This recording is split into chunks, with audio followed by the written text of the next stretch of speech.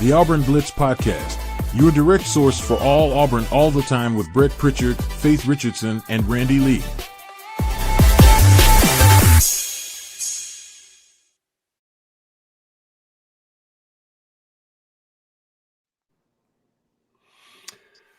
What's up, everybody? Welcome into the Auburn Blitz Podcast here on a Thursday morning. We are so glad that you have joined us wherever and whenever it is that you join us each and every day here on the Auburn Blitz and making Auburn Blitz part of your daily Auburn athletic intake. Brett and Randy here to get you started on a Thursday. Good to see you this morning. Randy, let me first say I owe you an apology, okay? I've been waiting to say this. I haven't told you this, but I read a comment yesterday that I interrupted you one time when you had a thought yesterday and that you needed to finish. They wanted to hear your thought. I don't know which one it was. So, but anyway, I thought I'd owe you an apology because, look, if I get called out, I'll own it. I don't care. Well, it is what it is, man. Okay, for those of you that have been watching Brett and myself broadcast together or do shows together for 21, 22 years now, we've been working on this thing. The very first year we did a TV show together, we only did 17. We did a 17-week run during the football season. It was only a 30-minute show. And we went to about the first couple of segments, and I finally looked over there, and if you know mine and Brett's relationship, we can throw four-letter words out there with the best of them, and you can like it, dislike it. We've been doing this since we're young. Parents, if Sherry or my mom's watching, we apologize, but it's just kind of the way Brett and I were created.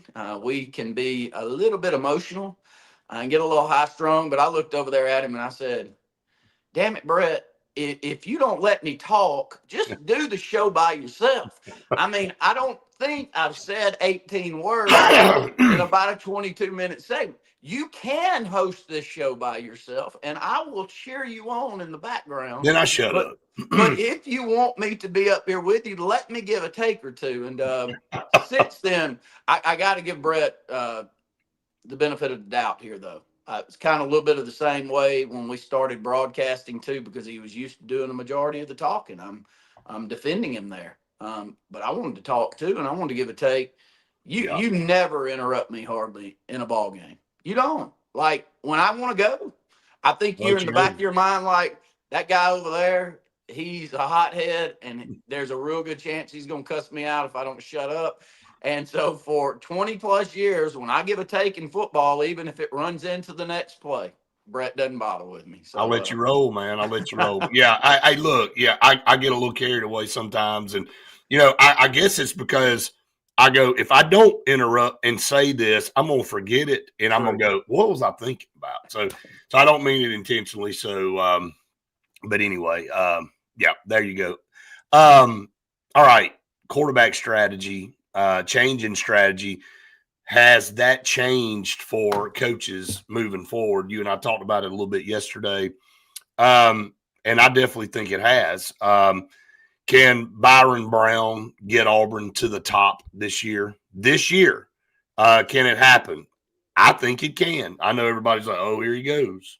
He ain't even got on campus good, and here he goes. But I've got some reasoning behind that. Traditional A-Day, Alex Golesh going to go with a traditional A-Day instead of, like a practice like we saw this past year. And I think that's great. I think it's good to get back to that. Hopefully the weather will be good like it was this past year and give fans an opportunity to get a glimpse of what this team is going to be, because this is going to be your team. There is no spring portal window, and so what you got is pretty much what you got. Now, that doesn't mean you can't add some guys. You can add some guys, but for the most part, this is what you're going to be getting. So it gives everybody a glimpse of that. And then basketball with just a bad loss. I don't really know what else to say. It was not good from start to finish. We can start there because I know you'll get off in about 15 minutes, Randy. To give your take on basketball. I had wishful thinking that this team found itself against Arkansas and found a leader. And we did a post-game show last night, Randy. I want to preface this before I kick it over to you. I didn't hear any of Stephen Pearl's comments because we were doing the postgame show. And then I went back and I watched, and he said almost everything we said last night on postgame show. He goes, I'm looking for a leader. Where's our chemistry?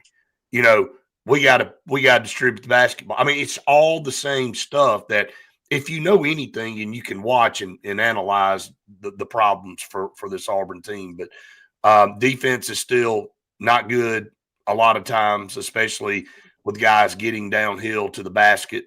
I don't know what Tahad Pettiford's role is because he's not distributing the basketball and he's not scoring either. If he were doing one of the two, it would help. And then it boils down to this, and then I'll shut up and let you talk. If Keyshawn Hall doesn't score 20 plus a night, you can forget it. I mean, that's just the way this team is structured. So that was my quick analysis. Well, I'll keep doing this because I can't start my opinions, and they're passionate opinions, because I'm so proud of what Auburn has built in basketball, because I love the sport, my favorite sport. And we've been so bad the majority of my life that I don't want to see it go backwards, but I'm not about to sit up here and act like this is Stephen Pearl's fault. Man, this is a completely new roster. Now, can you in a short period of time find leadership, Brett, and find a culture? And maybe some can do that, but that is really difficult to ask for Keyshawn Hall to come in here and be the leader of Auburn basketball. And I'm not talking about a points leader. He's going to be the points leader on pretty much any team he goes. He's that talented. But the emotional leader, the culture leader, this is the way we do things around here leader. No, there's nobody left there that is that type of player for Stephen Pearl. And you can like it or dislike, but that's what, when Bruce walks out the door with 10 seniors and 6 or 7 of those guys have been there multiple years, and they had, just the internal fortitude to compete and do things the right way. You point to Denver Jones. I knew the first year we had Denver Jones, he was going to do things the right way, Brett. I knew within the first 8 or 10 games, he was an outstanding defender, a big, strong body, and was a great get for Auburn. It's the exact same with Chaney Johnson. Keep going down the list. You had Dylan Cardwell, who was a tremendous leader and played the game the right way and improved every single year that he was there on campus. Well, a lot of the coaches that are left there with Stephen were the ones that developed those players. I don't think they forgot how to develop. So Auburn fans, tap the brakes a little bit before blaming this on the coaching staff. This is the day and age we live in college basketball. None of us like it. I despise it. But at the end of the day, the biggest problem for Auburn that I see is body language. We have these games where they're not playing as a team, and they're arguing out there on the court. And can Stephen fix that? Maybe. But some personalities, when you're constantly fighting their tendency to go out there and emotionally not be on the same page with each other, that's not a fun coaching job. And look, you could say, well, he and his father and this coaching staff picked this group. Kind of, maybe. I think that if you had to ask them, though, and they retain some players and develop some players, they'd rather go back to that path. Any coach asked would probably say that, Brett. Right. Because you can create an atmosphere. But I'll finish with this on Tahad and then get back to your opinion. I don't know that he's a distributor. I think he's a two-guard mentality. Too. I agree. And I think he's a hell of a two-guard. I think the guy can go get buckets for you in bundles. And I think that he's probably always been that guy. He's a Sharif Cooper type scorer. He's a guy that in high school probably could break you down, and he's averaging 25 plus points per game against immense talent. And he'll wow you. But there's not a lot of Braden Smiths out there. I know he's the easiest one to point to right now. But when you see greatness, you're like, I want some of that right there. And he's just amazing at getting everyone around him involved. And if Auburn had that and Tahad could play that 2 role, which means I'm going to get you the ball in these sets. And I'm not expecting you to have to run all of the offense through you, But I need you to get out there and score 16 to 18 points. His mentality and his shot may change, Brett. But right now, we've got a lot of expectations around him that I'm not saying he can't do it, but he's not doing it. And last night, his body language didn't look good. I don't know if he was sick. Well, I don't know what was up with him. Yeah, I don't know either. He did not have a boost in his step. He didn't look like he was overly happy with what was going on out there on the court. And look at the stat line; it proved. And you can't have a stat line like that with him. He's our second best player on this team. I said you basically nailed what. I don't know if you had a chance to see any of the post game show last night, but that's what I said. He looks like a guy that's playing a position that he's not made for, and he's more of a two guard, and I truly believe that with exactly what you said.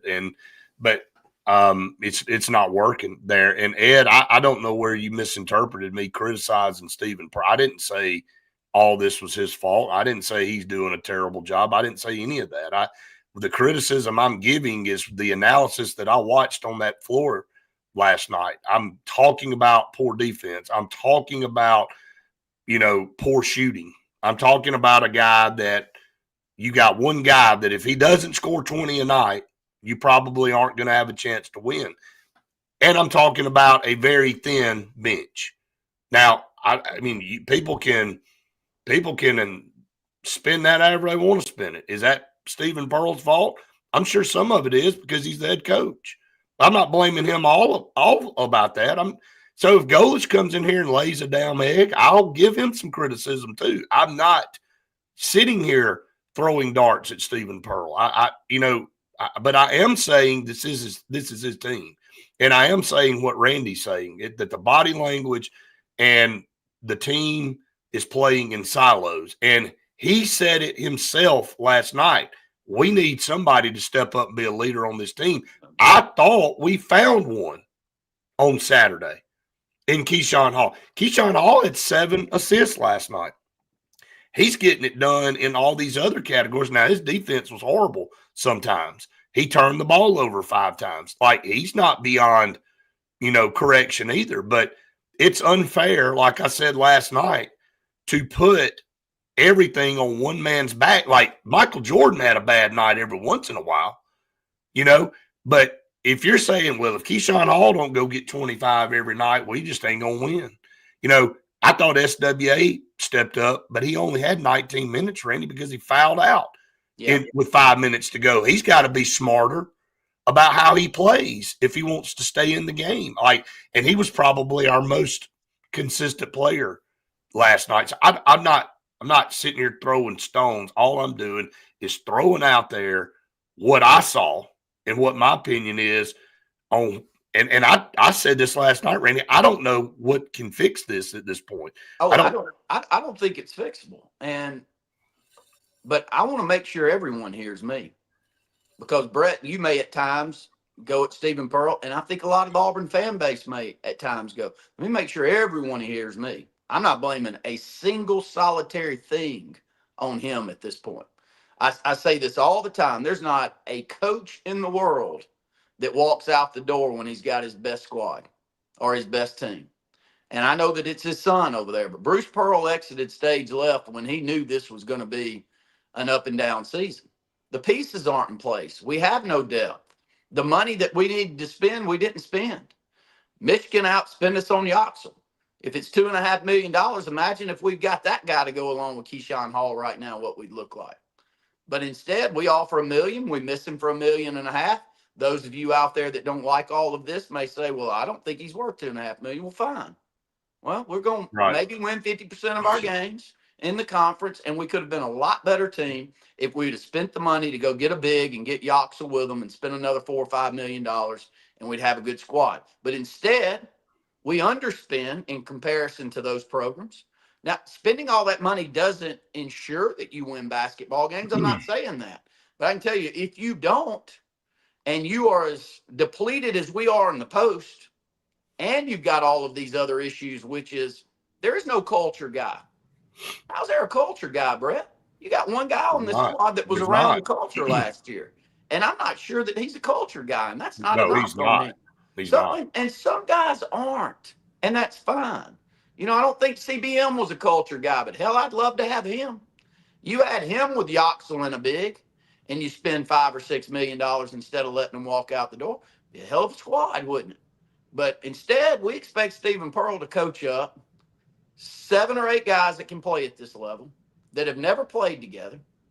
And then when things aren't going in the direction that we want them to go, we start pointing fingers. I'm not doing it. I refuse to do it. I think the Auburn administration, the athletic department, and everyone involved that made those decisions to not spend the money that you need to spend in a cycle like this, when you're trying to piecemeal a team together after 10 walked out the door last year You after know a what? tremendous Final Four, you're going to get what you deserve. A very big mistake, too, because when you have a new guy coming in following Amen. somebody like Bruce Pearl, you would think, okay, the 1 year we're going to try to make sure he has what he has is this year. Amen. But hey, look, reality is, and we know how fans are, and we know what it is. If this thing continues to go downhill, you're going to have a lot of angst by people. And that's just the world we live in. And that's the reason every time you and I and Faith discuss this, I'm going the total opposite way of that fan base of Auburn that wants to start blaming the coaching staff. All these coaches have been there. Bruce Pearl's he's leading the charge, but everyone's still involved. You think Ira Bowman all of a sudden woke up and he can't develop players anymore? Shit, Bruce Pearl's been complimenting Ira Bowman for development of players for the last 5 or 6 years, and I can make the argument that Auburn's outdeveloped really anyone that we've competed against in the last 5 or 6 years. You agree with that? Think he forgot how to develop? No, he didn't forget how to develop. He's just trying to piecemeal a team together that needs more post players, needs another dog to compete at this level like Keyshawn Hall, and probably the more that we get down the line, needs a true point guard to go along with Tahad, so Tahad can get out there and do what he does best, which is break down defenses and make shots. We're asking him to do a lot of things that I don't sense is in his skill set right now. But I didn't have a chance to listen into y'all last night. I do, as I walk off, want to say, Faith, we've had a couple of phone calls this week congratulating the two of y'all on your efforts on the podcast. We're going to exceed 14,000 subscribers soon. That's TV show watchers out there, by the way. Our TV show, some of the phone calls that are coming through are YouTube. A lot of our TV show guys have been with us for a very long time, and they know how impossible for a small little outfit like us to exceed or get right there at 14,000 subscribers. So the efforts are coming to fruition. And the post-game reaction show, Pepper Tree Steaks and Wine, like y'all. So we've got a great sponsor there, Paula, and everyone that's involved. So stay tuned in. It may be a roller coaster ride, but post-game reaction shows are way better when it's a roller coaster ride. I'm not saying that I like it. I'm tired of it. I'm not saying that I like it. But post-game reaction shows are fun to watch then. So I applaud both of y'all, and I'll walk away and I'll tune in. Hi, Randy. Faith, we're tired of it. We're tired of getting on and talking about, well, didn't go our way. Try again next time. I do miss having some Pepper Tree coming back from the game. So I think that's what I'm going to have to do from now on, because that always made it a lot better, and did not have that yesterday, whatever it might be.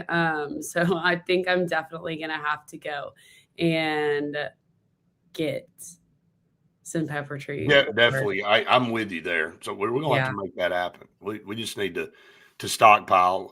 Ed said they really miss Magwood. I agree. I said it last night. I mean, obviously suspended for that game. But when he's been able to play, he hasn't done much at all. He hasn't, there were several guys, Bashir, during pro day, I do remember you saying like Abdul Bashir is one of like the best shooters that you've seen come into for a minute. And I agreed with you. I thought, wow, I was really impressed by him. He was not missing on pro day.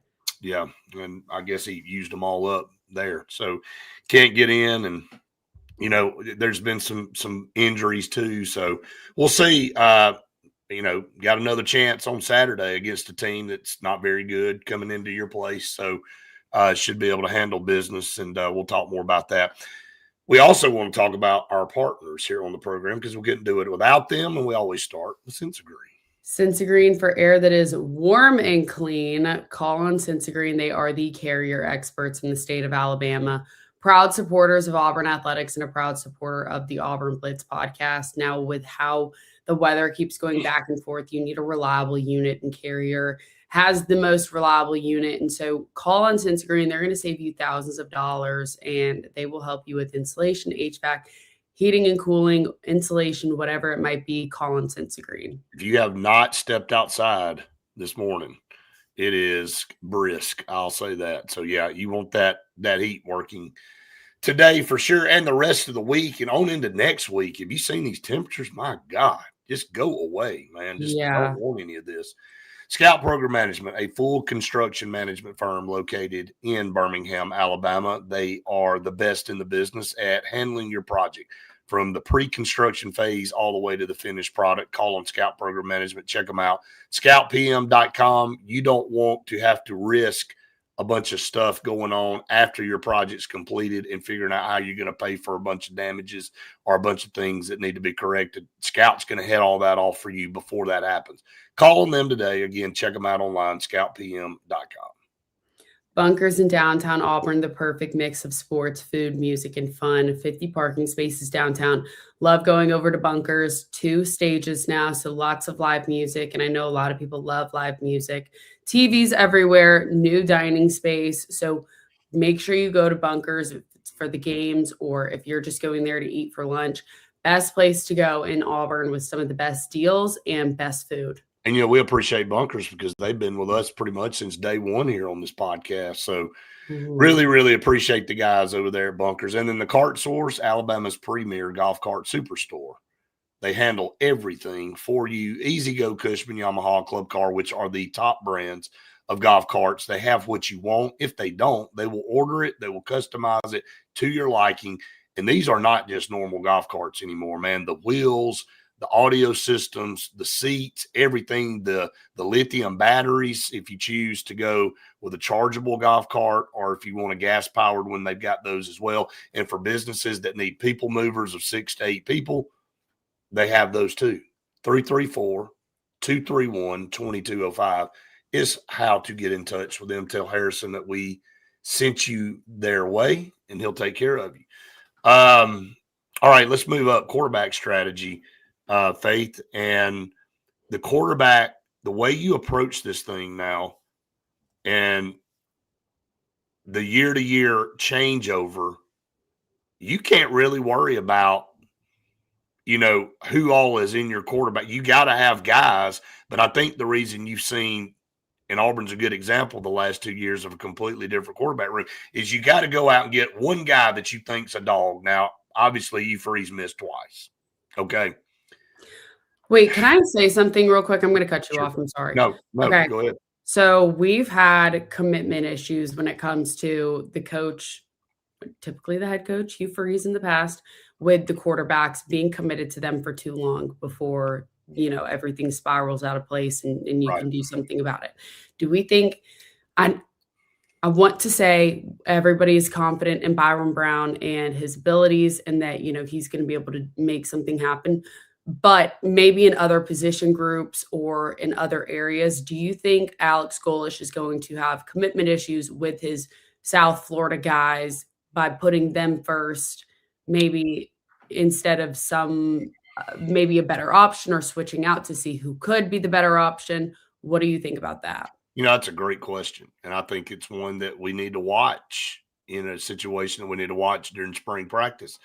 If I'm a coach, just because you've been with me and I come in and I'm going to a new place, you got to open it up, man. You got to be objective all the way around.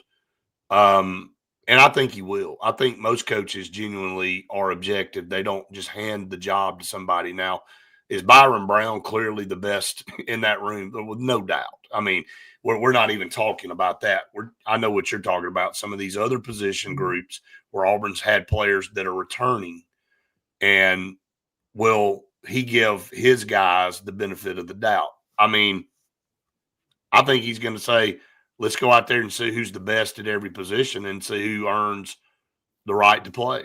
And I think that's perfect. And I think that's what you're going to get with Alex Golesh. At least it's what I hope that you get with Alex Golesh. But yeah. He couldn't be far enough away. Maryland's still driving distance. Yeah, she was distraught last night, Jeff, over learning that Preston Howard ended up back at Maryland. But no, not really. Packed him up, shipped him back out. Yeah, he tried to. I'm not even going to go down that path. The little inside joke we had last night. But going back to what I was saying, you're going to flip these quarterback rooms. You got to make sure you're going to go all in on one guy, because that's really who's going to play now. There may be an anomaly out there where a guy hangs around 2 or 3 years, develops and stays and becomes a quarterback. But in the current landscape, that's not the path. So you got to get your guy this year. It may be a 2-year guy. You may go get somebody that's going to be there 2 years, but you can only worry about right now. Like the reason I'm saying this is that you're looking at some of these top guys in high school still in the 27 and 28 class, and there's some really good quarterbacks in the state of Alabama in both classes. One that we get to see on every Friday night, who's the number one player in the state in the 28 class, in Kingston Preyer. We both know we'd love to have Kingston at Auburn. He's a great kid, comes from a great family, blah, blah, blah. But that's so far away, and worrying about somebody in the 28 class, the whole recruiting landscape has changed in the philosophy of what these coaches are doing now. Well, yeah. So if you think about it, 2 of his tops that we were talking about earlier, and things definitely could change from then, but Ole Miss and Auburn were 2 of his top schools to, look at and go to. And does Deuce Knight going over there change him wanting to go to Ole Miss? And will Deuce not even be there in 28? I don't know. There you go. That's the other part. So I just think that's very relevant to the current landscape of college football right now, is that your quarterback strategy moving forward is go get a dog every year, the best one that you can possibly get. Is it a guy that happens to be there already that is going to stay a couple of years, or is it a complete and total overhaul? Because let's be honest, it's hard to find somebody to come in if you're a really good quarterback, you're not going unless you're Dylan Raiola. I still don't understand what that is. But why would you leave a starting job to go know that you're going to sit on the bench somewhere else? You're not. So really in your mind, you know what your role is already. If you transfer to a place like Auburn with a Byron Brown, like Tristan Tia is my point here. Mm-hmm. Like Tristan Tia came to Auburn. Obviously he wants to come to Auburn, but there's no part of me that thinks, and I know everybody's a competitor and you're like, hey, I'm going to go out there, but that the mountain's going to be very tall for him to climb to say he would beat out Byron Brown. So he knows he's going to sit there. Will he even be here next year? I don't know. And more than likely not, he's probably going to hop somewhere else. Maybe he's coming here to develop and then go somewhere. It's just all types of different strategies. Yeah. And that's what we were talking about the other day. Maybe it is a good thing hearing that, he wants to come and learn and develop from Alex Golesh and his staff, because that's not been something that maybe a lot of people have wanted to come to Auburn and develop in that area for a pretty long time. Yes, no doubt. All right, and the next thing, and again, I'm not trying to be pie in the sky, and I'm not trying to say Auburn's going to make the playoffs. I'm not saying any of that. I am asking, do you think Byron Brown can get Auburn to the top this year? And the reason I say that is because he's got 1 year. Let's be honest. We've got this dynamic quarterback coming in based on whatever service you're watching and looking at. Have him consistently as one of the top 3 quarterbacks in the portal. Some have him at 1, some have him at 3, but he's obviously one of the best and he's proven. Can he be that dynamic with enough around him to vault Auburn, not just past a 500 mark, which we've all been talking about for 5 years. Can he vault them up there to the 9-10 win mark this year and possibly put Auburn in a playoff conversation? Is he that dynamic? Will we see that much of an impact from him, or could we? I mean, it's definitely possible. This is a tough schedule for a whole brand new staff and team coming into the SEC. I think it'll be hard to adjust and adapt to the competition level at this in this league compared to what they were seeing before. But I, with the right coaching and with the right developing, that's where you're going to find success. And even in a tough and difficult league like the SEC, you're going to have success with the right coaches and with the right guys around you. And I genuinely think that the mentality of working for what you get and not thinking that you just are handed things and deserving of them, that is what makes you successful. And that is what makes somebody a hard worker that's going to go out there and make plays happen. I can't argue with that. And that's not just saying Byron Brown, that's saying everybody around him. That's right. You know, and again, I think it's something to just throw out there because we haven't had dynamic quarterback play at Auburn in a while. You know, Bo Nix's first year at Auburn won 9 games. And then before that, it was Jarrett Stidham in 17 that really came in. A guy where, now if you want to flash back to Gus Malzahn leaving the 16 season, his seat was hot as fire. And everybody's like, well, if he doesn't have a good year, he's out. Well, Jarrett Stidham saved his job. I mean, let's be honest. Jarrett Stidham, they went out and got him, and he panned out and got Auburn to an SEC championship game. We all know how the season ended that year with a win over Georgia, a win over Alabama, playing Georgia again, the SEC championship game with a chance to go, you know, on to the playoff. But at the end of the day, Auburn has missed on these guys more than not. And either whether it's lack of development, obviously Bo Nix went on to have a great career, and he's having a phenomenal start to his NFL career at Denver. But can this be the next guy where – I'm not comparing him to Cam Newton, so please nobody do that. But Cam Newton came in off a team in 2009 that went to an Outback Bowl, was a decent team. And again, the reason I say that, and I know this is apples and oranges because so many people have left. So, I mean, but can Byron Brown have that much of an impact on a team that was in every game this past year? Whether we've got a bunch of those guys back or not, this team was in every game, and we were our own worst enemy.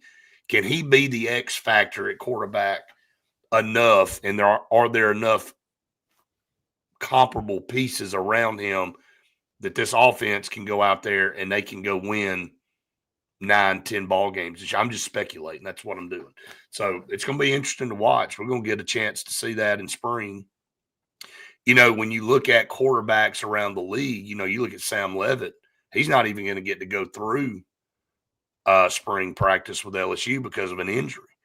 So, you know, Byron Brown coming in, and, you know, Sam Leavitt in some services and Byron Brown and others are, you know, they're in the top 3 quarterbacks in the portal. He's going to get to go through a spring. Sam Leavitt's not going to get to go through a spring. And, you know, and some of these other guys that other teams have brought in, we'll see how it all pans out. But I'm glad Auburn got Byron Brown. I'm just say that because of looking at all the other quarterbacks, not saying you wouldn't have taken a Sam Leavitt or taken some of these other guys, but Byron Brown seems to be the complete total package from a dual threat standpoint. Absolutely. And I know we're going to break him down and talk about him more and more, especially when the portal closes and we know for sure who's going to be the guys surrounding him. But yeah. And, you know, to kind of go off topic here, just some updates on recruiting. Auburn set to host a a defensive lineman from North Carolina. And again, we need trench people. Defensive lineman DeAndre Robinson is supposed to be on campus today. He was a Florida player, had 56 tackles, 5.5 tackles for loss, 2 sacks, 6'4", 315 pounds, Faith. Yeah. Big kid. Yeah, he's a big kid. And, Auburn needs another interior D lineman, and picking him up would be huge. And then another one that many have not said anything about that we tweeted about the other night, Deshaun Womack from Ole Miss. Yeah. And at an edge position where Auburn needs an edge. He's 6'5". Like, this is the guy I think you're looking for. Very athletic. So keep your eyes out, everybody, for that. I wouldn't be surprised if Auburn doesn't end up with Deshaun Womack. So trench guys are the focus now. We all knew that was going to be a position of need for everybody. Like, everybody's out here trying to grab what they can grab on both lines of scrimmage. Yeah, because again, it's just been so narrow there in the portal, and there's just not much to look and grab from. That's right. And then again, the ones that you would want to have that you feel like can contribute. So, all right, a couple more of our partners here, and then we'll close out with one more thing. And we always talk about Oliver Ross very, very highly in what they do. Yeah, Oliver Ross, for all your bartending needs. They are professional licensed bartenders, so make sure you call on them for any parties, sorority, fraternity, day parties, weddings, work conventions, up to 20,000 people. Call on Oliver Ross. They will handle everything, and you can just host and let them bartend. No doubt about it. That's what you want to do. Russell Medical Center, one of the top 3 hospitals in the state of Alabama, and partner with UAB Health. And I say it every day, your health is the utmost importance, your health, your family's health. And you want to go to the best doctors, the best facilities. Well, you get that at Russell Medical Center. And again, if they don't have what you need in Alexander City, they're going to get you the right place. But what else can you say when you're voted one of the top 3 in the state? Their reputation speaks for itself. Check out Russell Medical Center for your health needs. Alex City Marine, 256-215-3474, but don't call them, go see them. You can't see these boats through the phone. I guess you could if you FaceTime, but why would you do that? Just go check them out yourself. They'll let you go out and test drive some of these boats. Now, I don't think you want to test drive one today. It's 28 degrees outside, but no, you can go out and see what you want to do. And when the weather gets better, they'll take you out. And so whether it's center console or whether it's a pontoon boat or whatever it is that you're looking for, they've got it for you at Alex City Marine. And they are very conveniently located also on Highway 280, right before you get to the River Bridge, really. So just an awesome place, great people, love Stephen and Lee. They do a great job. Go tell them that Auburn Blitz sent you, and they'll hook you up as well. We just got so many great partners we on our do. program, and we're so appreciative of them very much. All right, traditional A-Day, Faith, like we talked about this a little bit yesterday, or day before actually, but it will be a traditional A-Day. It will be a game, be a scrimmage game. It won't be a practice kind of setting like we had this past year. Hopefully the weather will be better. Like it was this past year, not the way it was 2 years ago in the monsoon. But again, April 18th is the date, and I think it's going to be a great opportunity for fans like every year, but with a new coach, new coaching staff, a lot of new guys. If you've never been, if you don't go to A-Days and you don't like going to A-Days, you're like, I don't want to. I think this is one that you'll want to go to. Yeah, absolutely. A lot of new stuff. Yeah, with a lot of new stuff, and also having it be traditional again. Yes. I know last year you said it was not as fun as the ones in the past, and you didn't get to see that much. And so there wasn't a big analysis, and there was some injury last year. So there, again, was not a lot of evaluation that you got to see. So that's really why I think we're excited, is that, again, it's going to be run like a scrimmage, and you're really going to be able to see the contribution from a lot of guys and new players, and also just kind of how Alex Golish is going to do it at Auburn. And what's changed, how this coaching staff seems like they're connecting together as well. So really excited to go out there. It's a week-long A-Day, so all the different sports. I know for softball, there's going to be the Iron Bowl in softball. So Alabama is going to be playing at Auburn. So that's going to be leading up to Saturday, obviously being the football scrimmage. No doubt about it. And maybe you don't have to be so covert in your ops now with trying to hide people, because you don't have the spring portal window, and you can just go out there and just say, hey, look, this is who we are, and this is what we're going to do. All right. Anything else this morning? No, I think I hope everyone stays warm today. Yeah. Call Sensigreen if your heating is not working. Don't let the sun deceive you. I mean, it's out, but it ain't doing a very good job of warming everybody up today. So, but yeah, again, we appreciate all of you so much, right here on the cusp of 14,000 subscribers on YouTube, and all of you that view us on Facebook. We appreciate all of you as well. And then, of course, the TV every day at lunch. I'll be back with Randy today at noon. So again, hoping Andy gets better. We're sending those prayers to him that he gets well. Again, he doesn't do well in cold weather. A lot of people don't. He gets to everybody. So, but Ian, again, thanks to everybody. If you have not subscribed, go out there and do that and hit the like button. It helps us out tremendously. And again, everywhere you get your podcast, Apple, Spotify, Pandora, iHeart, blah, blah, blah, blah, blah, we're out there. So go check that out as well. Faith, I will let you send us out. Hope everyone has the best day. As always, and Lucy said the same thing. That's her way of telling everybody goodbye. Do something good today. Be nice to people. We'll see you next time for the Auburn